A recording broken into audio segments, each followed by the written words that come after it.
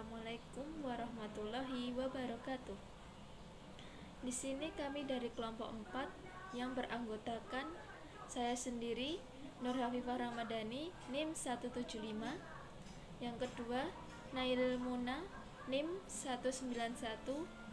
Dan yang ketiga, Ida Mufida, NIM 200. Di sini kami akan membahas tentang ijma' dalam usul fiqh. Pertama-tama, saya Nur Hafifah Ramadhani, NIM 175, akan menjelaskan pengertian dari ijma'. Ijma' secara bahasa yaitu azm, yang berarti keinginan yang kuat. Sedangkan secara istilah, ijma' adalah kesepakatan seluruh mujtahid muslim pada suatu masa setelah wafatnya Nabi Muhammad SAW atas hukum syar'i dalam suatu persoalan. Adapun rukun-rukun dari ijma' ada 4, yaitu yang pertama, adanya beberapa mujtahid saat terjadinya peristiwa hukum.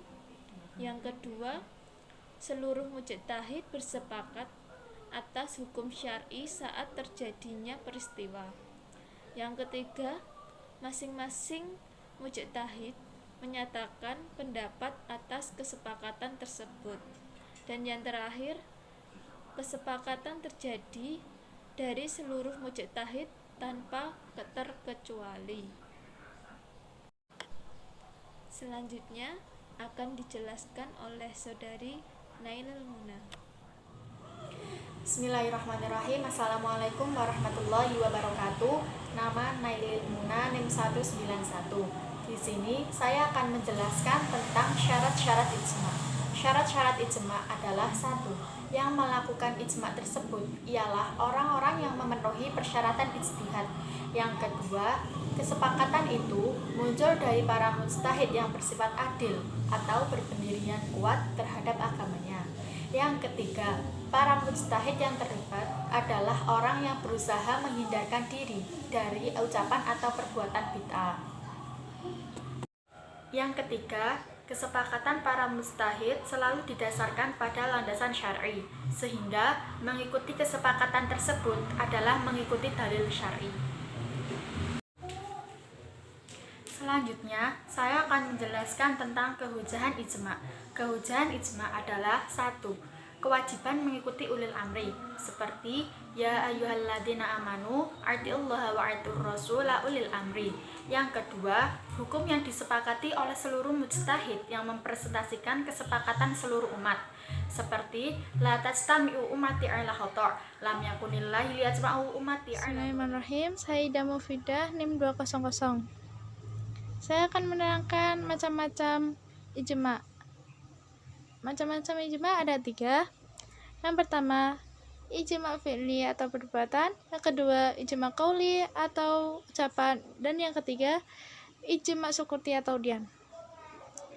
Yang pertama, ijma' fi'li, suatu pendapat yang dihasilkan dari seorang ulama dan ulama yang lain tidak mengiyakan atau menyetujuinya, akan tetapi ulama yang lain juga ikut melakukannya.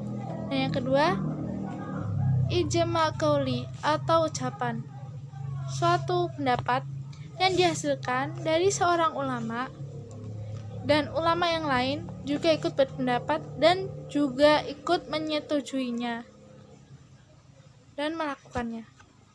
Dan yang ketiga, ijma' sukuti atau diam, suatu pendapat dari seorang ulama dan ulama yang lain hanya diam, akan tetapi diamnya para ulama tersebut menandakan bahwa mereka, para ulama tersebut, juga setuju. Ada beberapa contoh-contoh dari ijma', yaitu dikumpulkan dan dibukukannya nas Al-Quran sejak zaman masa pemerintahan Abu Bakar As-Siddiq adalah bentuk kesepakatan dari para ulama zaman para sahabat Nabi. Dan yang kedua, ditentukannya tanggal 1 Ramadan atau tanggal 1 Syawal. Dan yang ketiga, nenek bisa mendapatkan warisan dari cucunya 1/6 apabila nenek tersebut tidak terhijab. Dan yang keempat, diharamkannya keharaman seorang wanita muslim yang menikah dengan seorang pria non muslim dan sebaliknya. Dan yang kelima,